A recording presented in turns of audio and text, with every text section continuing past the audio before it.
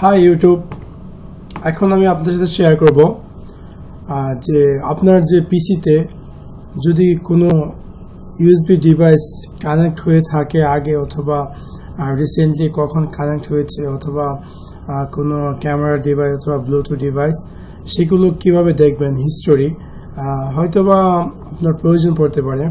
তো let's take a look. প্রথমত আপনাকে এই সফটওয়্যারটি ডাউনলোড করতে হবে। এই সফটওয়্যারটির লিঙ্ক আমার ভিডিওর ডিসক্রিপশনে দেওয়া আছে। তো এই ওয়েবসাইটটি ওপেন করার পর আপনি একদম নিচের দিকে এসে এখানে আপনি দেবেন download USB view for 64 system. So আমরা এটা ডাউনলোড করব। ডাউনলোড করার পর show in folder, extract file, তারপর এটা আমি ওপেন করব। So USB device view.